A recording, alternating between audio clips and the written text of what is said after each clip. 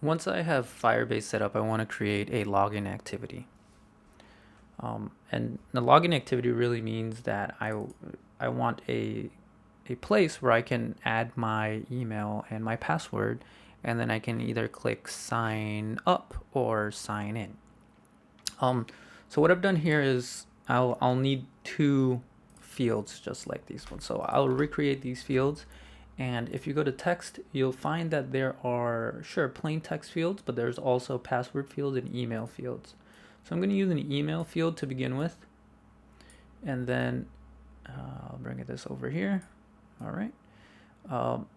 An email field will be at the top, and then we'll have a password field down here. And I kind of want to make sure that this looks nice. So I want to constrain this correctly. I'm going to constrain the password field, which is the bottom one, to be horizontally in parent and then vertically in parent as well. So this is going to be my anchor to the rest of the screen. And then this email field, I am going to just drag down, and I am going to give it, say, padding of maybe 32, and I will center it horizontally in the parent. So now it's I guess anchored to this one, which is centered right in the middle of the screen, and then it's also centered correctly. So if this one moves and there's a different screen size, then it'll sort of stick to it. And then I want two buttons. I want one button that's for sign in, and then I want another button that's for sign up. So I'll go here, button for sign in and button for sign up. And again, I want to anchor these in a way so that they are aligned to here. So I'm going to align that to the right side, and I'm going to align this to the left side. And then what I will do is I will also align or make sure that this one is, there we go. I'm going to align this to the bottom part, and this one to the bottom part also. Okay. Then I want to give it some padding. I'll go with 32 here, and then with this one I'll go with 32 as well.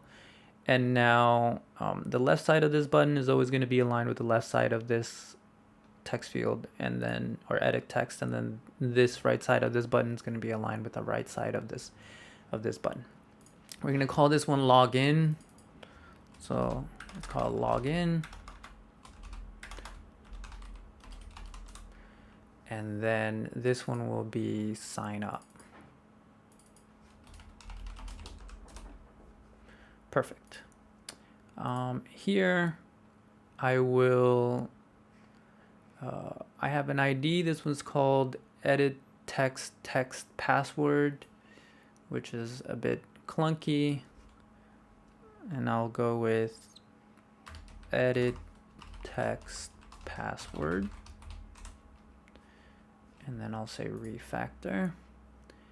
And then for this one, it says, for this one, I'll go with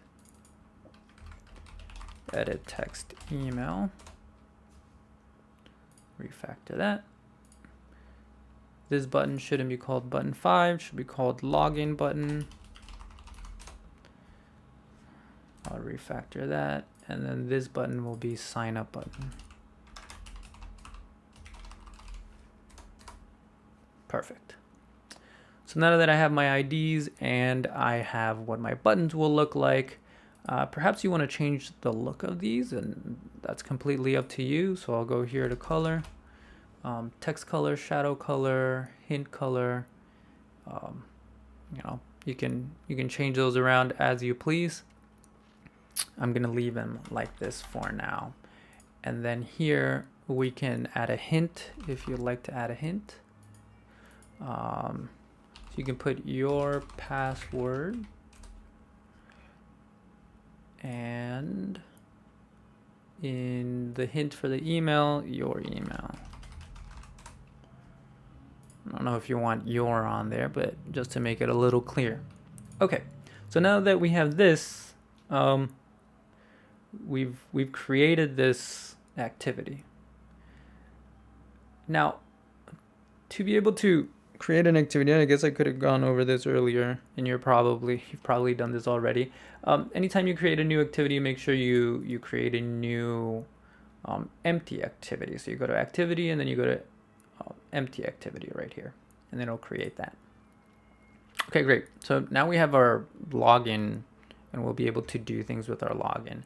So what we want to do right now is we'll run the app and see what that looks like, see what this screen looks like. I'll get my emulator will pop up, and as it builds, something that I expect, I guess, is right now I have a main activity with a bunch of sections or a bunch of buttons, but I'm not sure how I will get to login activity. So before, we had this marketplace button that would take me to like this new activity for marketplace. And I have these other things down here that also take me to different parts of my app. But sometimes I can have a login button here, but I actually don't want anyone to use my app without logging in first. And that's really the first thing that I'm going to do. I'm going to make sure that nobody can use this app without logging in. So what I'm going to do is I'm going to make this login screen the first screen that somebody can see. And the only way that they'll be able to come over here is if they pass the login from this spot. Okay. So to be able to make this screen the first screen that you want, mine's called Auth activity, and yours can be called that as well. I'm going to click on manifests up here, open up manifests, and you'll notice that this line will have appeared. You want to make sure that what we're about to do is in between these tags. This is a closing activity tag, and this is an opening activity tag. This closing activity has the slash right there, and we want to make sure that it's between the opening and the closing. Sometimes you'll see an activity close on the same line with a slash right there. What you'll want to do there instead is you do something like that, and that means the same thing. Now you have a closing tag and then the opening tag up here. So my auth activity right now, it's not the first one that we see. My main activity is the first one that we see. So what I'm going to do is I'm going to copy this thing that says intent filter here, and I'm going to take it out of controller. And be careful not to take this activity part down here. You only want between the two intent tags, the opening intent tag and the closing one. So you'll copy this, you'll take it out of here, and you'll put it in between this tag and then this other tag. And make sure that you're putting it in between the auth activity tags. Otherwise, you might make some other activity be the first one that shows up. Okay, so if I rerun my app after doing this, then I will notice that the first thing that shows up is my login activity, which is exactly what I want. And now there's no way to get to the rest of my app. The only way for me to get to the rest of my app is to be able to pass my authentication here, and then this activity will take you to the other one. So as soon as you start typing here, this hint goes away, and you'll notice that this password field is also like a password field, which is nice. So perfect. We've got our auth activity, and we can move on. So I'm going to go here to this activity, and what I'm going to want to do is I want to look at my design document. And the design document tells us a few things that needs to happen in this activity. The design document also has more information about not signing in just with an email and password. It has information about using Google's like nice single sign-in. So we'll go over that in a second. Now, to be able to get my information, to send it to Firebase, I need to understand a few things. So first, let me go to my auth activity document. I've got this right here. Okay. So there's a few methods that I need to do: on start, on create, upload, Firebase with Google. We're going to ignore those for now. And here there are 3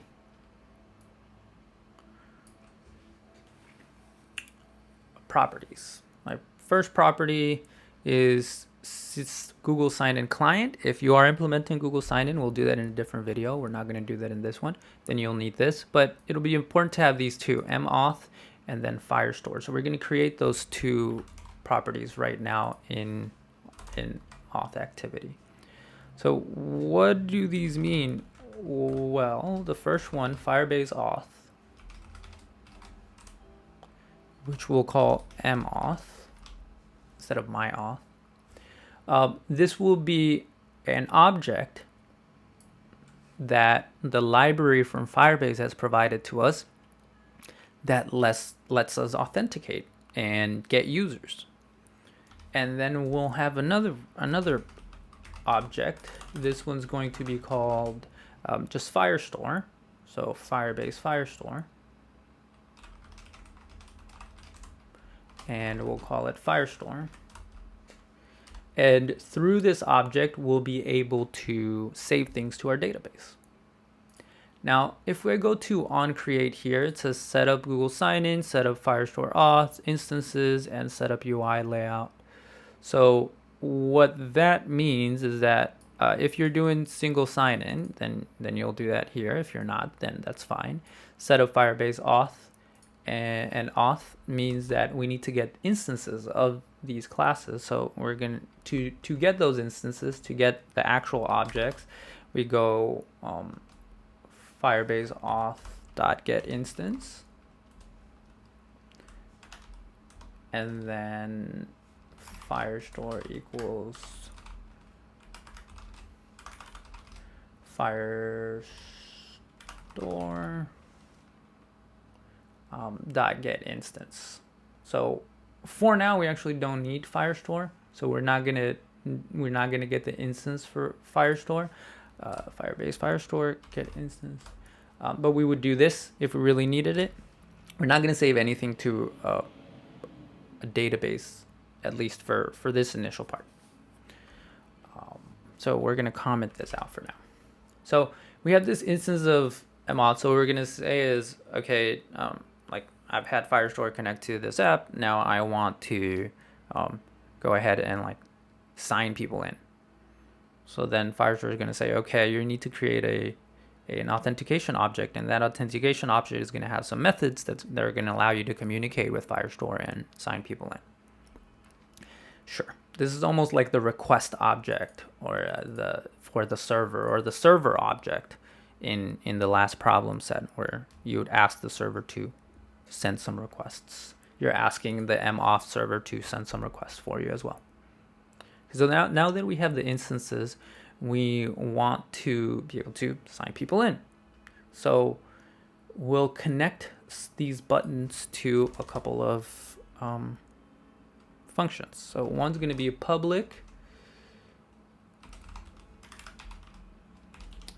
sign in, and this can be view v, and this will return void. And then we'll probably want to import this class, and that's going to be the Android class. So we have the sign in function, and then we have also the sign up function.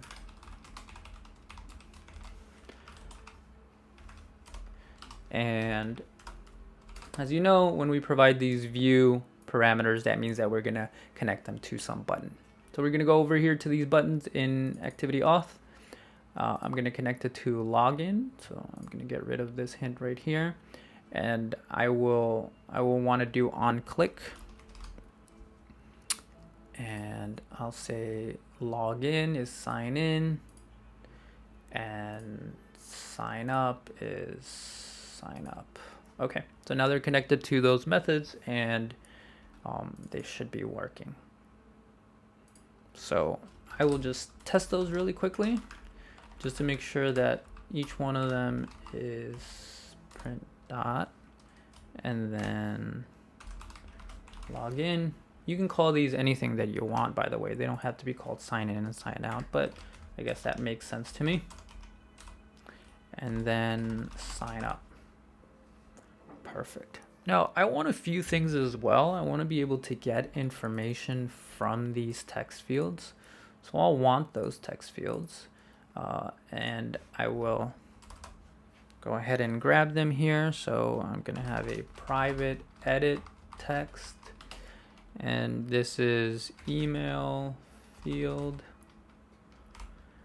and this will probably be edit text, email field. And I'll want to import edit text, and then I want to do the same thing for password field. So I want to get the values from those two things. Then I want to come here to my constructor, and I want to say email field equals r dot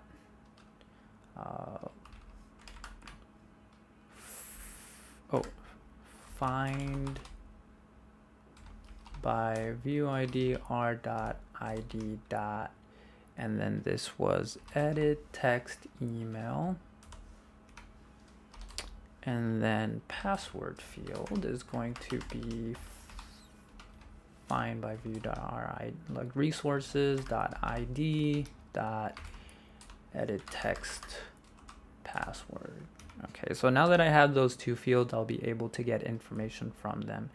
And I want to make sure that I'm getting that information correctly. So I am going to just print out, or I guess I'm going to say sign in. I'm going to go with string email string equals email field dot get text dot toString, and then I'm going to do the same thing for this password string equals password field dot get text dot toString.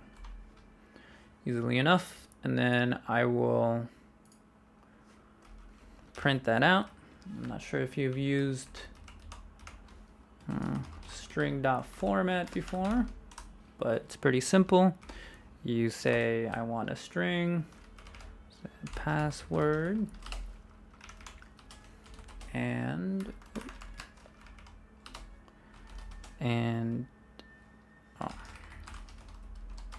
so this percentage string says I'm going to give you a string at some point. You can do %d for numbers, so email, and then you do a comma, and then you can do the actual value, so email string, password string.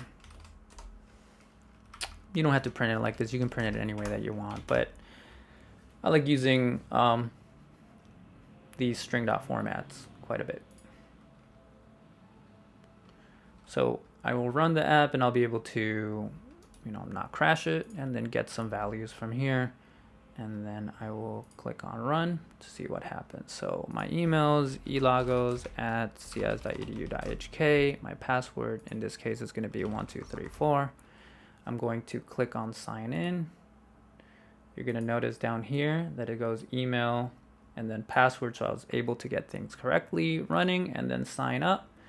Once I click on sign up, it says sign up right there, and that's good to go. So this is working correctly, and I've been able to get the information that I want. Okay, so as I continue this, now I actually want to sign in. I want to be able to do what I came here to do, to let people create a user on my app. We connected the app, and now we're going to let them be able to create their own account. Okay, so now that I've done that, Firebase has some really useful documentation, and overall they're quite good at that. So I just Googled Firebase login Android. Make sure you put Android. I clicked on the first thing that came up, and then here's my my document, or their documentation, and what I'll try to do. And I'm going to use password authentication. instead of Google sign in. Google sign in gives us like a nice little Google button and it takes you to their UI and then it signs you up automatically. You can try that. You don't have to for sure.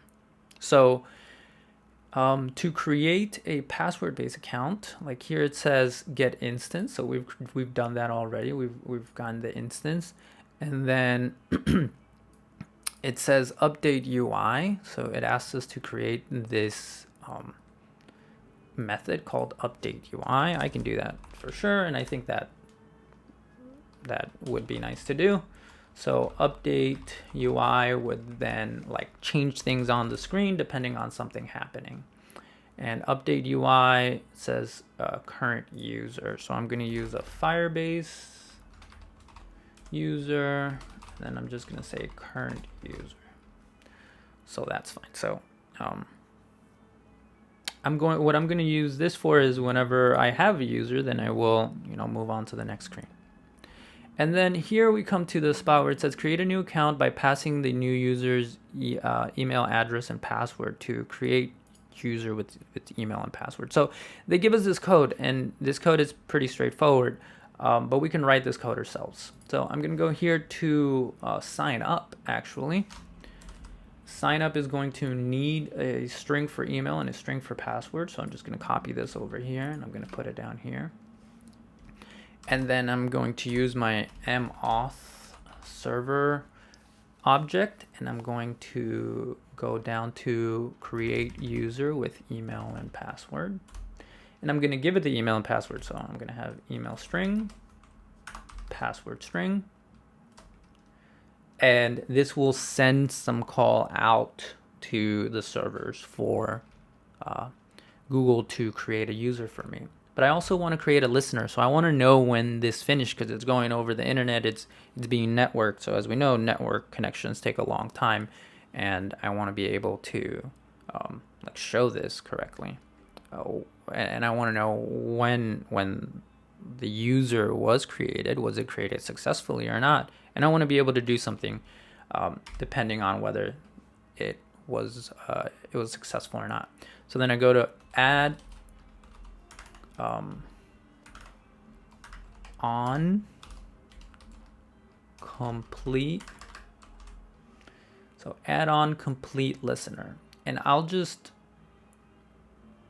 let it autocomplete here by clicking enter, and then I will need to do a couple of things. You notice here it needs some context, so I'm going to give it this context, and then I'm going to give it a onCompleteListener object, and I'm going to override that on the fly. So I'll say create a new onCompleteListener object, and I will let it autocomplete. And what that will do is that it will override and then I'll put here a semicolon. It will override the onCompleteListener object method called onComplete. So now I will say what I want to do when this call to the server finishes. So when I know it's completed, what do I want to do? I will override that method from the parent method, which this came from. Okay. So now that I'm here, I will say if, and this gives me a task. And the task is the request. You can think of a task and a request as the same thing. So I'm going to say task.is successful. So if what I told you to do, if the request returns success, then do something. Otherwise, you should do something else. So what do I want to do if I was able to create the sign up correctly? Well, I want to do a couple of things. The first thing that I want to do is I want to log this in a sense. So I'm going to log.d and then I want to go, okay, sign up,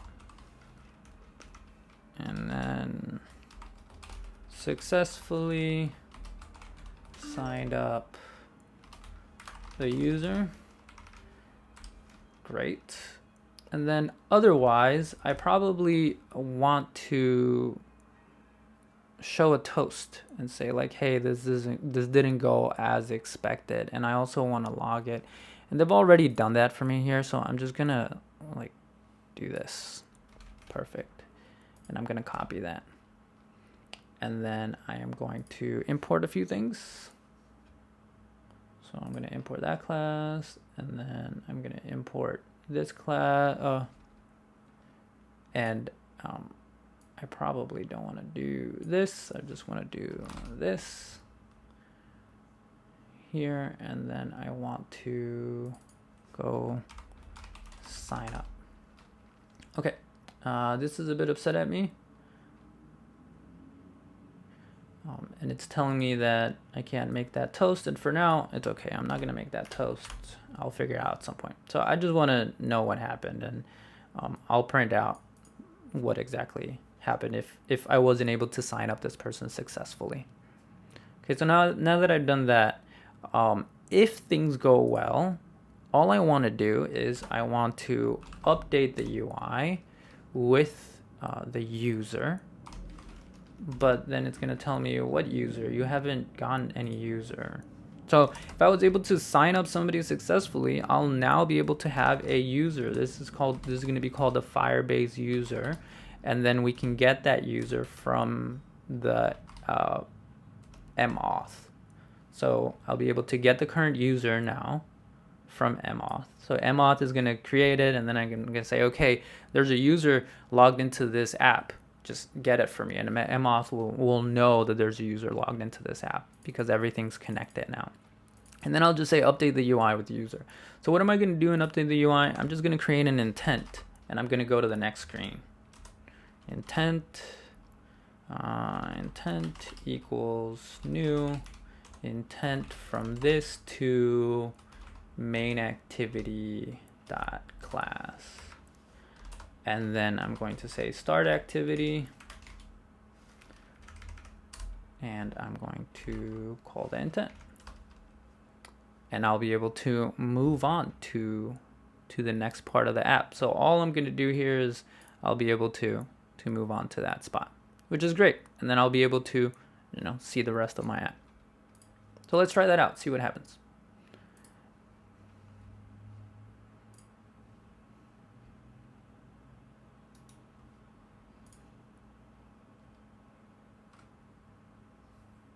So here I'll go elagos@cis.edu.hk, and then my password needs to be let's try 1 2 3 4. Sign up. I'm gonna go to my logcat. I'm gonna go here, and I'm gonna click sign up.